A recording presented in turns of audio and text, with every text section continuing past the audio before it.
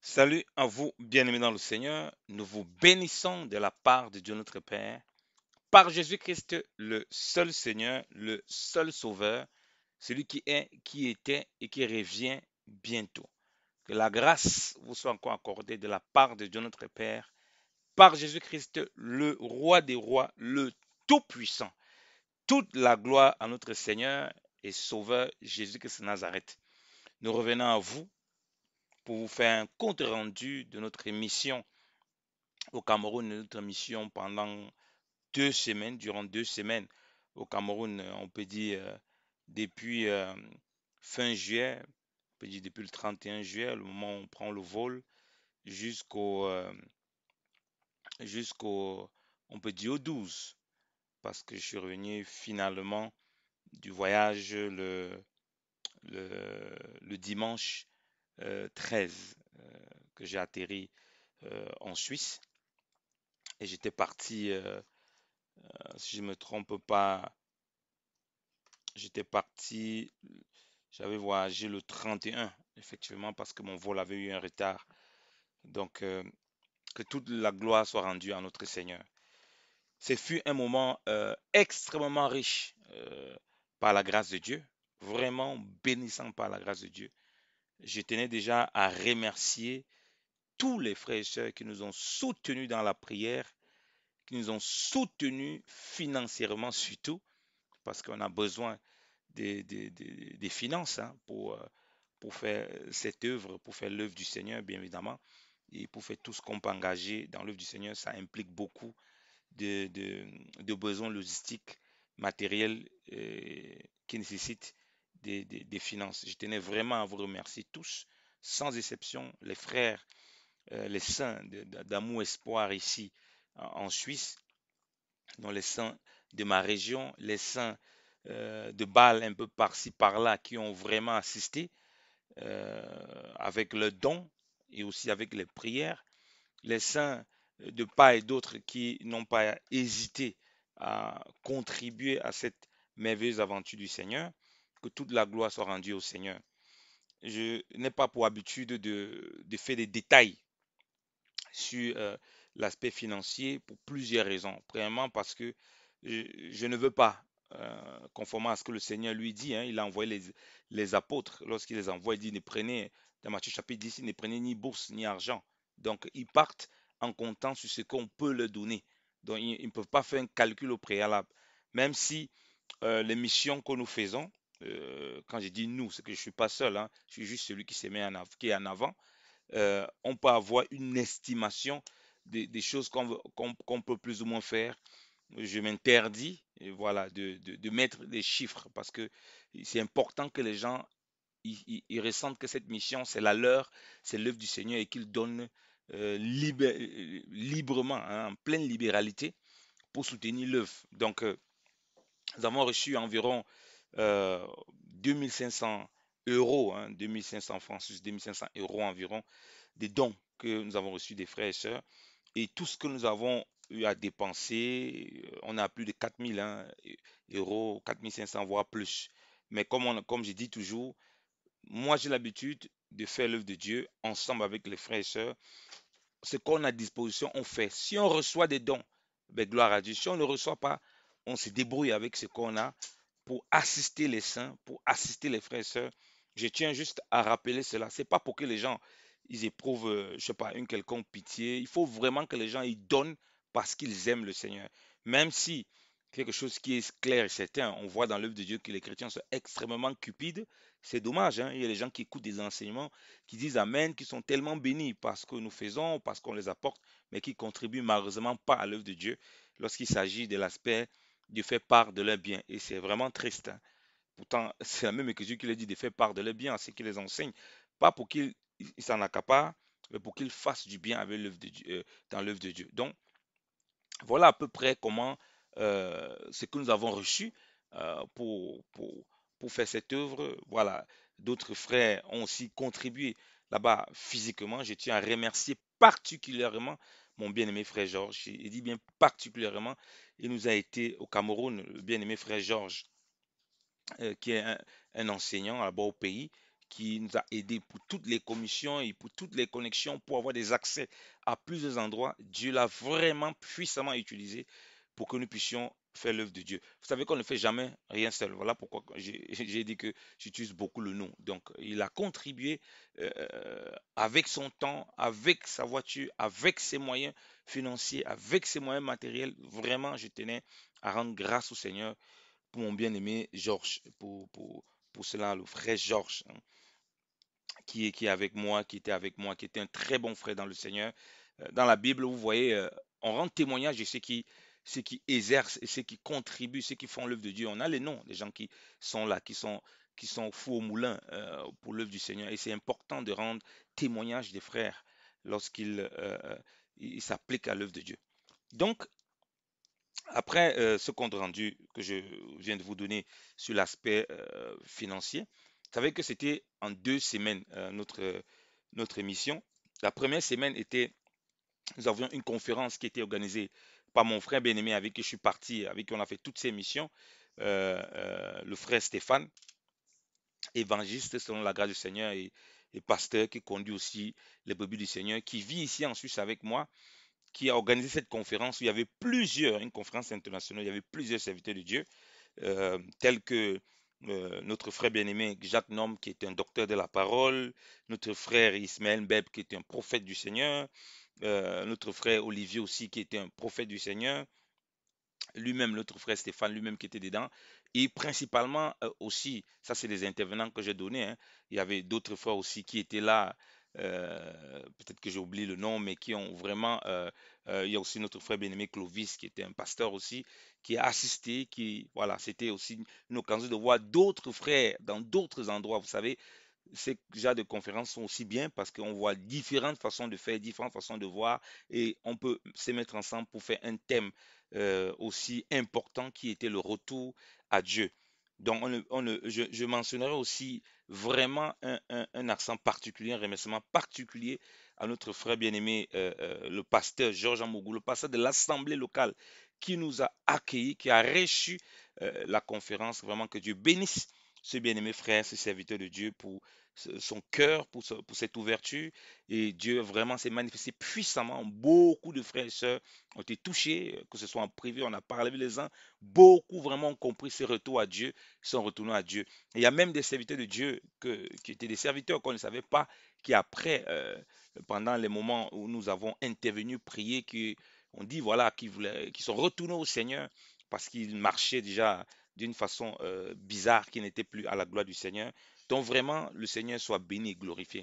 C'était un moment très, très, très riche, en tout cas pour moi, surtout moi qui suis d'origine camerounaise. Donc c'était une première mission véritablement pour moi au Cameroun. Parfois, je suis allé en mission, mais c'était plus, il y avait famille, un côté un peu à apporter l'évangile. Mais là, c'était vraiment consacré à cette mission.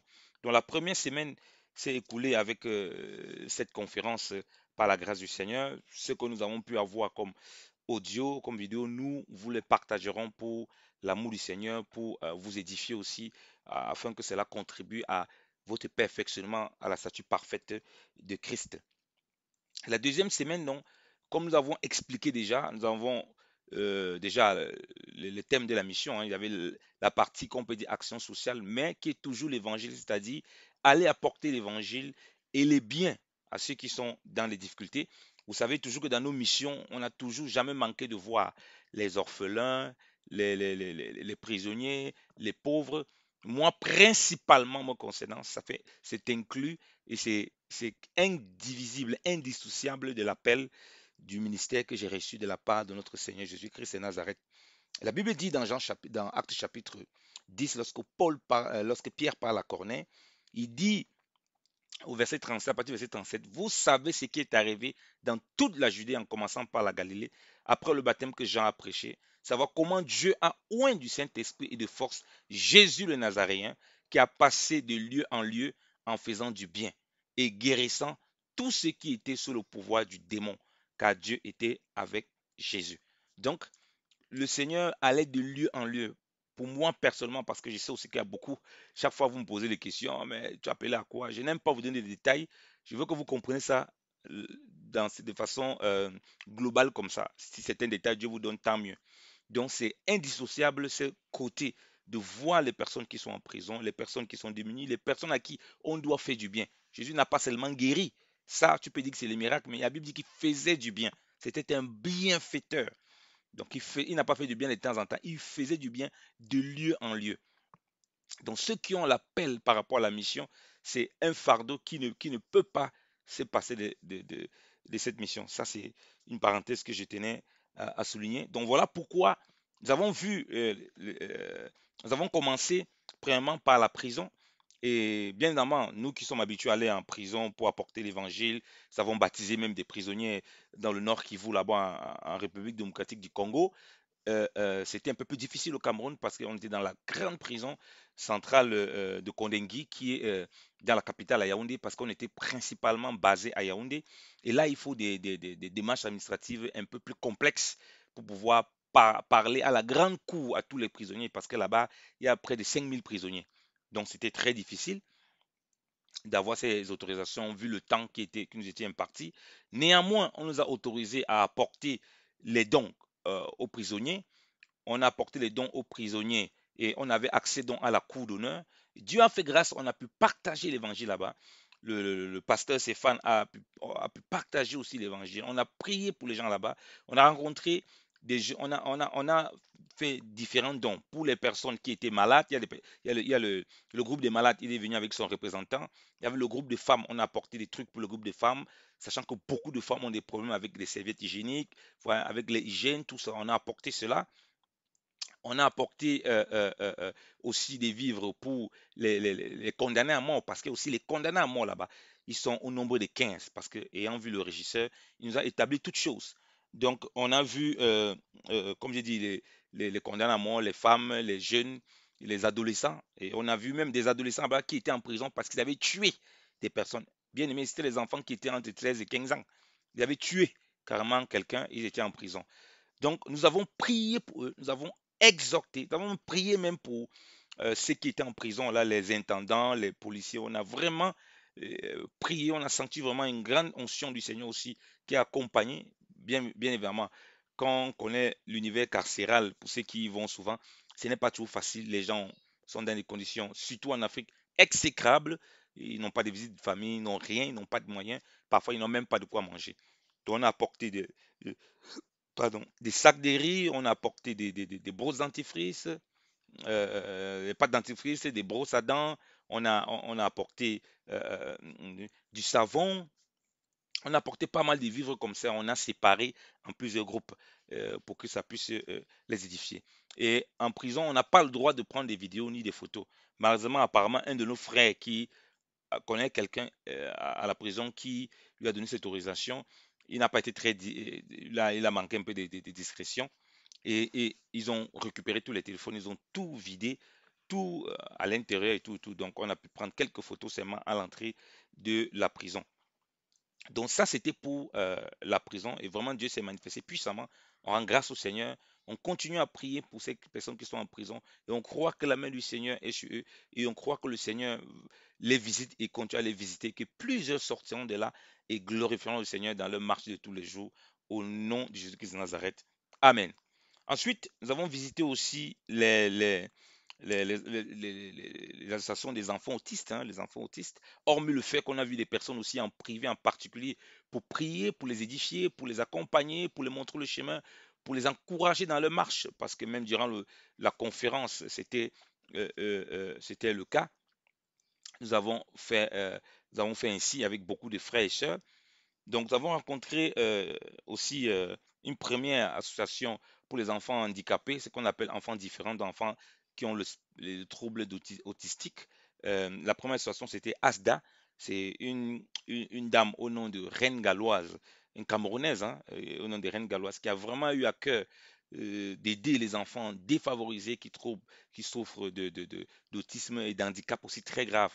C'était des moments vraiment exceptionnels pour moi.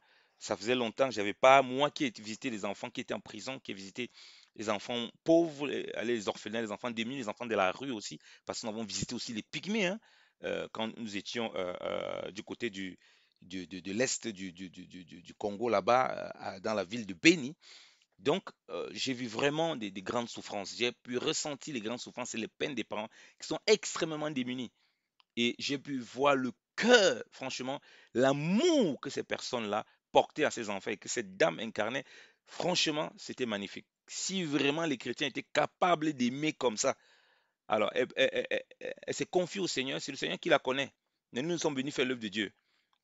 Mais l'amour que moi j'ai vu porter à ses enfants, elle a tout sacrifié pour ses enfants. Vous savez, quand on voit la nature nous enseigne, c'est exactement ce que l'évangile nous appelle. La Bible dit comme Christ s'est offert lui-même, que nous nous offrons pour nous, que nous offrons les uns les autres pour nos frères. Quand j'ai vu ce sacrifice pour les enfants qu'elle ne connaît pas, pour les familles qu'elle ne connaît pas, je vois dans l'église comment on a du mal à se sacrifier. Euh, Déjà pour les gens qu'on connaît même, alors c'est un problème. Donc c'était beaucoup encourageant. On a prié, on a béni le Seigneur, on les a porté les dons. On leur a donné quelques conseils. On a pu quand même imprimer quelques livres qui sont édifiants, qui parlent de la nutrition pour les enfants qui ont le spectre de l'autisme, notamment. Fait attention à tous. Vous savez qu'aujourd'hui, l'alimentation est ultra transformée. Mais là-bas, ils s'arrangent quand même à donner une bonne alimentation aux enfants et éviter tous ces perturbateurs endocriniens qu'aujourd'hui on trouve dans l'alimentation ultra transformée, qui n'est pas bien, même pour nous, même si on n'est pas un enfant qui est dans le spectre de l'autisme, même pour nous, ce n'est pas bon. Hein. Pour nous qui sommes bien portants, il faut limiter ces choses-là. Donc, on a beaucoup partagé avec eux, on les accompagne, on a prié pour eux. C'était dans la ville dans le quartier de Colbison à Yaoundé. Donc, après ça, nous avons aussi rencontré les enfants de la rue. On a rencontré plusieurs types d'enfants de la rue, en fait, de différents endroits. On a rencontré les enfants de la rue dans un quartier très riche, hein, un quartier qu'on peut dire un quartier résidentiel, où il y a beaucoup de riches, beaucoup de ministres, beaucoup de personnes très huppées. Mais par contre, il y a quand même une maison abandonnée là-bas où il y a les enfants de la rue qui étaient là-bas. On les a apporté des beignets que nous-mêmes nous avons fait, parce qu'on nous avons fait venir quelqu'un à la maison qui a fait près de 800 beignets on a mis dans les cartons. On a ramené aussi pour ces enfants de la rue là, qui sont une quinzaine, peut-être une vingtaine. On a partagé la parole avec de Dieu, avec l'évangéliste Stéphane. Il a partagé la parole principalement. Il les a encouragés. On était aussi avec le prophète Ismaël qui les a encouragés, qui a partagé la parole de Dieu avec eux. Et qui lui connaissait ces jeunes parce qu'il a l'habitude d'aller là-bas. Et c'est même le Seigneur qui lui a montré qu'il fallait qu'on aille là-bas. Bon, le Seigneur nous avait montré qu'il fallait qu'on travaille avec lui euh, dans, dans, dans le service du Seigneur pendant notre séjour. Donc, du coup, il nous a permis de voir ces jeunes. On a pu prendre aussi leurs besoins, les différents besoins. Certains n'ont pas de carte d'identité, certains sont persécutés par la police. Parfois, ils vivent dans des conditions extrêmement difficiles. Donc, on les a encouragés. Les besoins qu'ils nous ont donnés, on met ça en prière. Selon que le Seigneur pourvoira, selon que le Seigneur nous bénira, on verra ce qu'on peut faire par la grâce du Seigneur. Il y a beaucoup de demandes, mais on fera ce qu'on peut faire en fonction des grâces que nous avons, mais on se sacrifie toujours sans compter, sans calculer, parce qu'on sait que le Seigneur est celui qui nous récompense par-dessus tout et que notre héritage est dans les cieux et nous est réservé par notre Seigneur. Amen. Donc ça, c'est dit pour les enfants, les premiers enfants de la rue que nous avons vus. Nous avons vu d'autres enfants de la rue plus à la gare routière. Là, c'était très, très difficile. On les a aussi partagé les beignets, partagé les brosses à dents, partagé la nourriture. euh, euh, et c'était très difficile. Là-bas, ils sont un peu très agressifs. Et puis, on les a laissés. On a rencontré aussi euh, une école spécialisée pour enfants autistes vers la sortie de Yaoundé là-bas, vers Meyo. Pour ceux qui connaissent le Cameroun. Et Yaoundé, peut-être peuvent voir, c'est après un van, donc vers les zones des gares routières et tout et tout. Donc, cette dame aussi nous a impressionnés par l'amour qu'elle a pour les enfants. Vraiment, j'étais béni durant cette mission. Elle a l'amour, elle expliquait. Donc, elle vit au Canada, elle voyage, elle a créé cette école pour que les enfants. Là, ici, c'est plus un cadre scolaire. Vous voyez, c'est pas associatif, premièrement, c'est plus un cadre scolaire, même si par derrière, elle a une association pour aider les parents démunis, parce qu'il y a des parents qui n'ont pas les moyens d'inscrire leur enfant, tu vois. Elle fait tout ça de façon bénévole. Donc, ses propres moyens, sa propre substance qu'elle met pour faire une école, pour vraiment aider les enfants atteints de troubles autistiques, parce qu'elle-même, elle est enseignante dans ce domaine, elle est spécialisée dans ce domaine. la bien-aimée sœur Yolande, qui était vraiment d'un cœur incroyable. On pouvait rester des heures et des heures pour l'écouter, tellement elle parlait avec passion et amour. On sentait l'amour du Seigneur qui se dégage pour elle, qui se dégage au travers d'elle. Donc, on lui a laissé quelques biens, selon que le Seigneur nous a mis. On avait aussi, puisqu'on a voyagé, ici, avec quelques jouets que nous avons achetés. Nous avons acheté quelques jeux que nous avons donnés, les jouets éducatifs, hein, pour ces enfants, parce que comme c'est une école, elle a vraiment une école vraiment structurée. Donc, on a pu partager avec elle de cette façon. Donc, on a aussi pu partager en ligne. C'était aussi très riche avec une femme qui a une école pour enfants autistes, mais on n'a pas pu se rencontrer malheureusement, qui est aussi très riche et très bénissant et très enrichissant. On a vu qu'il y a plusieurs qui ont vraiment le cœur de voir euh, euh, les enfants, d'avoir les structures. Vous voyez, il y a beaucoup de choses que les gens font, mais si on ne marche pas, comme le Seigneur allait de lieu en lieu, on ne peut pas voir ce que les gens y font. On ne peut même pas réaliser ce que les gens y font et comment nous, en tant qu'enfants de Dieu, on peut les assister.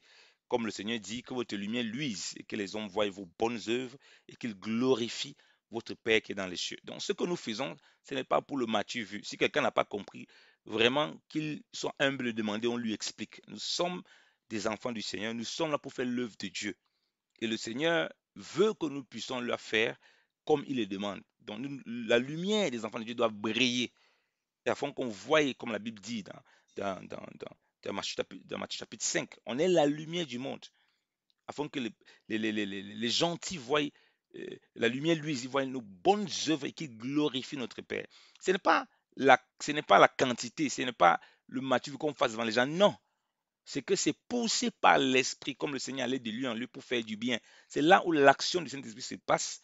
Et même le peu que tu donnes, au travers de ce peu, plusieurs sont touchés, plusieurs sont délivrés, plusieurs sont sauvés, plusieurs sont visités, plusieurs entendent l'évangile, mais surtout l'évangile par l'action. Et le Seigneur ouvre les cœurs, il dispose les cœurs, il transforme les cœurs. Ça, c'est important de comprendre pour ne pas se retrouver parfois des raisonnements qui ne tiennent pas la route parce que beaucoup, ils sont seulement là, hein, attentistes, ils ne font rien, ils ne contribuent à rien, mais leur travail, c'est rester et critiquer. Donc, il faut faire très attention. Quand nous faisons l'œuvre du Seigneur, nous ne faisons pas avec un esprit euh, du monde. Ce n'est pas avec l'esprit du monde. On fait les choses avec l'esprit de Dieu et ce n'est pas un esprit du mathuvisme. Voilà, c'est pas le m'as-tu vu, c'est as-tu vu le Seigneur, Jésus-Christ de Nazareth? As-tu entendu et as-tu vu comment il a marché et comment il marche et ce qu'il demande de faire? Voilà ce qui nous motive pour faire l'œuvre du Seigneur et aller de lieu en lieu pour bénir les gens avec pas seulement la parole, mais avec aussi ce que nous avons entre nos mains. Parce que la Bible dit que n'aimons pas en parole seulement, mais en action et en vérité, avec des effets. Donc voilà un peu en gros comment nous avons vécu cette merveilleuse mission. Les 2 semaines sont passées tellement vite. Et le point final de cette mission, c'est que le samedi, vous devez rentrer. Dieu s'est glorifié puissamment bien aimé dans le Seigneur. Ce témoignage est important que je vous donne. Alors, je vous donne ce témoignage. Je partais à l'aéroport.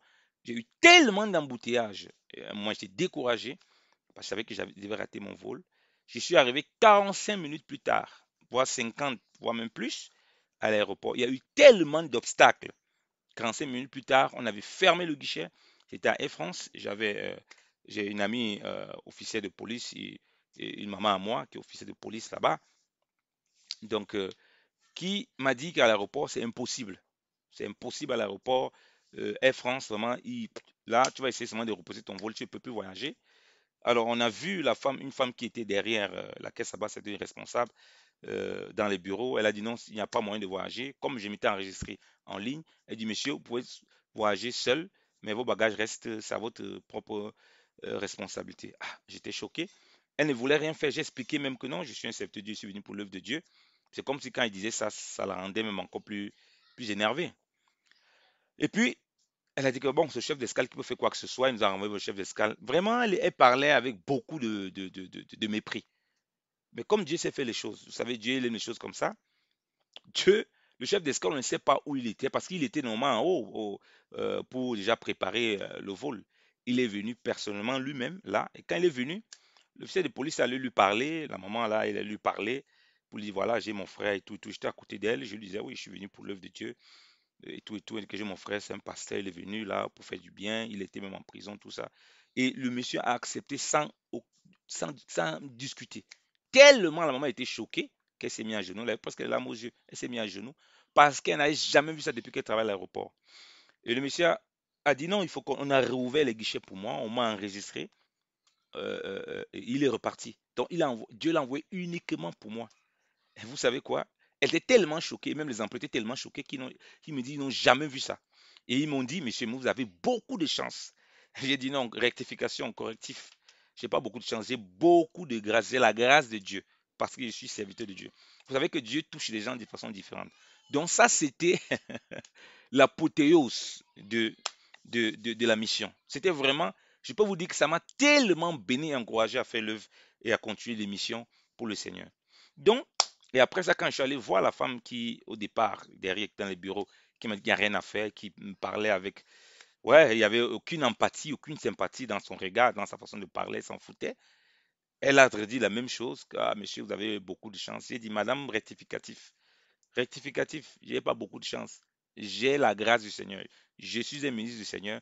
Je suis venu pour l'œuvre du Seigneur. Il a plu au maître de ne pas me laisser là et pour me ramener. Elle savait quoi dire. Elle était choquée. Et je pense que Dieu l'a aussi mis dans la mission. Vous savez, chaque fois qu'on est en mission, surtout, rien ne se passe au hasard. Dieu connaît les cœurs les plus profonds des gens. Et vous savez, le chef d'escale, quand il a donné l'autorisation qu'on ouvre le guichet, quand je lui ai dit même que Dieu vous bénisse abondamment, que le Seigneur vous remplisse, vous bénisse, il n'a même pas dit Amen. Il a dit simplement merci. C'est comme s'il ne comprenait rien de ce qui s'est passé. Et puis il est reparti. Bien aimé le Seigneur, c'est pas beau de servir le Seigneur. Voilà comment cette mission est finie de façon merveilleuse. Je tiens à rappeler que le samedi que j'ai voyagé, là, mon vol normalement allait le vendredi. Mais comme ils ont reporté le voyage, c'est passé, c'est allé dans le vol allait le samedi avec une escale à Paris. Donc j'ai fait l'escale à Paris et puis dimanche, je suis retourné en Suisse à Genève et puis je suis retourné chez moi dans mon petit village à Fleurier avec la grâce du Seigneur. Le frère Stéphane aussi est retourné parce qu'il avait plus de temps qu'il devait faire là-bas selon que le Seigneur voulait l'utiliser. On rend grâce au Seigneur vraiment pour tout. Grâce au Seigneur pour tous les saints en quelques lieux qui nous ont gardés en prière, qui nous ont accompagnés dans l'œuvre de Dieu. On rend grâce au Seigneur pour tout pour sa main puissante qui a été parmi nous, pour ces miracles, pour ces témoignages qu'il a donnés, qu'il a pu faire, qu'on expérimente, bien aimé le Seigneur, par des personnes qui étaient touchées, transformées, qui étaient visitées, et par la grâce qu'il a manifestée en touchant les cœurs. À l'aéroport, là, j'ai encore réalisé à quel point la parole de Dieu est véritable quand il dit que Dieu tient le cœur des rois entre ses mains, comme un courant d'eau. Il incline où il veut. Selon sa volonté, il incline comme il veut. J'ai réalisé ça vraiment. Cette dame croyait que voilà, elle nous renvoyait vers ce chef d'escale, on ne va pas le trouver, qui ne peut pas accepter, c'est impossible parce qu'ils sont reconnus Air France là-bas comme n'acceptent jamais rien et qu'ils sont très stricts. Mais Dieu m'a montré, Dieu nous a encore montré, il a témoigné à tous ceux qui étaient là que il est le maître des temps et des circonstances. Ce ne sont pas les hommes. Que le nom du Seigneur soit béni et que la grâce du Seigneur soit avec tous au nom puissant et glorieux de Jésus-Christ de Nazareth. Je ne pourrais pas finir sans vous parler de la situation des Bibles, comme on dit à notre frère bien-aimé Élisée, qui est dans le nord Kivu, là-bas, qui va dans les villages et qui a besoin d'être assisté pour les Bibles. On a des difficultés pour assister parce qu'on a aussi en cours des moyens. Comme on dit, je ne mets jamais des bilans, je ne mets jamais, autant pour moi, je ne mets jamais des montants. Chacun donne comme il a résolu, comme la Bible dit. Il ne peut jamais mettre un montant. Si on reçoit des dons, on va essayer d'aider notre frère pour qu'il achète des Bibles parce que les gens ont besoin des Bibles. Les gens sont touchés dans des villages, mais ils ont besoin des Bibles, même en français. Et parfois, on aura besoin des Bibles pour traduire dans leur dialecte local là-bas. À l'est du Congo, parfois, je crois, c'est le Kinande, c'est une dialecte qui date de là-bas et d'autres dialectes, je ne sais pas, ou bien parfois en Swahili aussi. Mais vraiment, nous comptons sur la grâce du Seigneur et aussi sur le cœur que le Seigneur vous a donné pour contribuer à son œuvre. Que le Seigneur vous bénisse et qu'il vous garde en toutes choses, dans le nom précieux et glorieux de Jésus de Nazareth, le roi qui revient bientôt. Amen.